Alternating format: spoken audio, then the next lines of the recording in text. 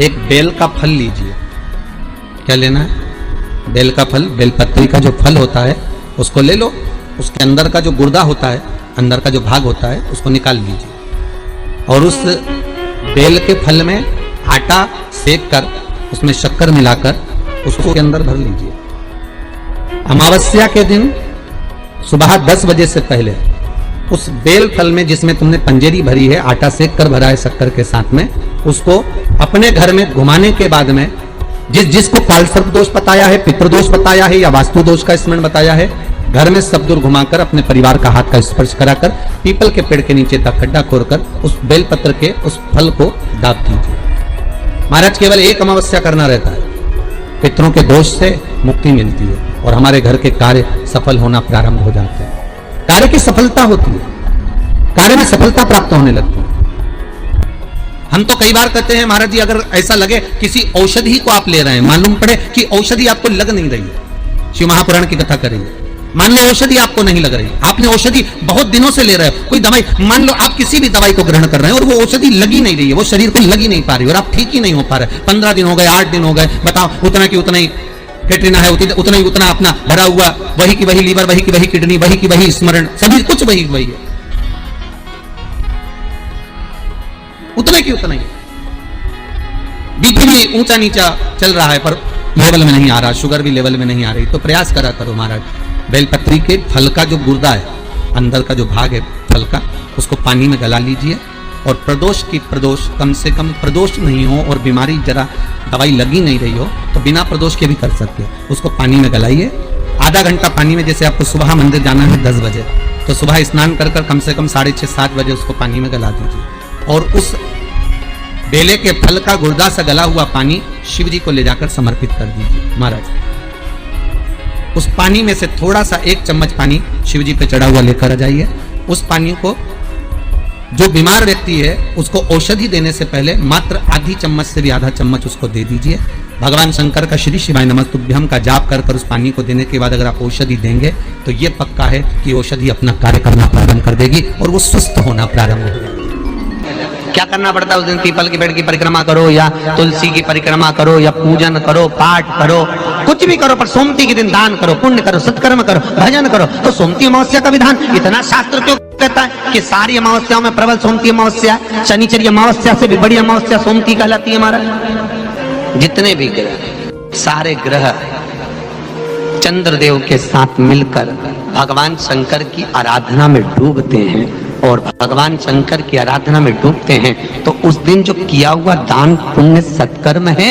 वो हमारे, आप लोगों को मालूम होगा, पितरों की 3 गतियां, पितर, आहुत, वासुक, कितने?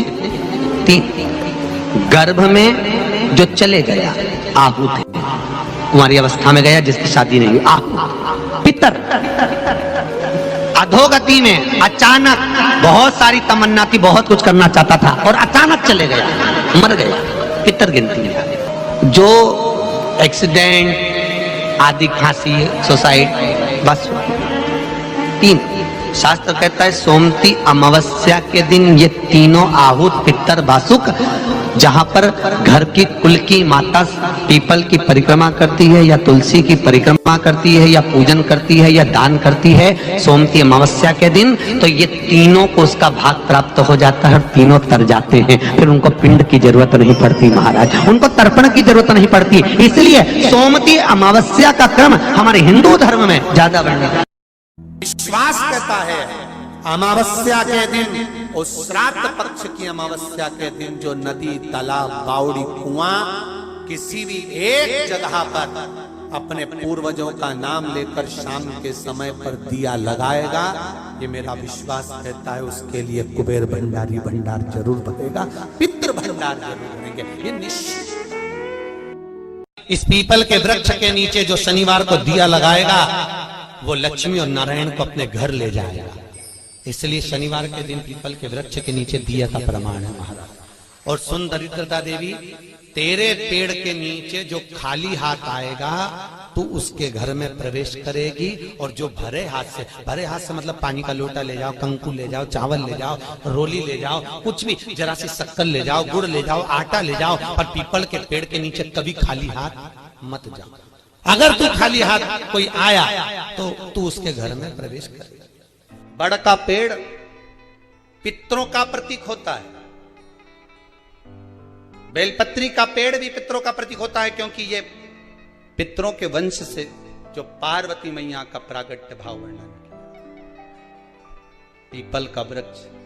पितरों का प्रतीक होता है। श्राद्ध पक्ष में महाराज पीपल के पेड़ के नीचे मात्र काली तिल्ली का पानी ही डाल देने से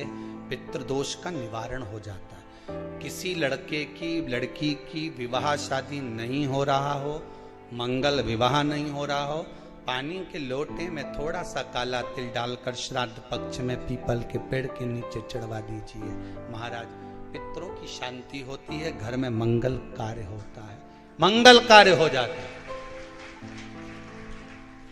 पितृदोष का निवारण होता है। ऐसा लग रहा है कि बहुत बड़ी बीमारी शरीर में आ गई है, वो मिट नहीं रही, बीमारी बहुत बड़ी है, नहीं जा रही। सरसों का फूल भगवान शंकर को चढ़ाना प्रारंभ कर दो। सरसों तो आप अपने घर के अंदर भी बो सकते हो, उसमें पीला फूल ही जाता है, शिव जी को चढ़ाना चालू कर दो, बीमारी समाप्त होना प्रारंभ। बेल का फल, बेलपत्री का जो फल होता है उसको ले लो, उसके अंदर का जो गुर्दा होता है, अंदर का जो भाग होता है उसको निकाल लीजिए और उस बेल के फल में आटा सेक कर उसमें शक्कर मिलाकर उसको के अंदर भर लीजिए। अमावस्या के दिन सुबह 10 बजे से पहले उस बेल फल में जिसमें तुमने पंजेरी भरी है, आटा सेक कर भरा है शक्कर के साथ में, उसको अपने घर में घुमाने के बाद में जिसको कालसर्प दोष बताया है, पितृदोष बताया है या वास्तु दोष का स्मरण बताया है, घर में सब दूर घुमाकर अपने परिवार का हाथ का स्पर्श कराकर पीपल के पेड़ के नीचे तक खड्डा खोदकर उस बेलपत्र के उस फल को दाब दीजिए। महाराज केवल एक अमावस्या करना रहता है, पितरों के दोष से मुक्ति मिलती है और हमारे घर के कार्य सफल होना प्रारंभ हो जाते हैं। कार्य की सफलता होती है, कार्य में सफलता प्राप्त होने लगती है।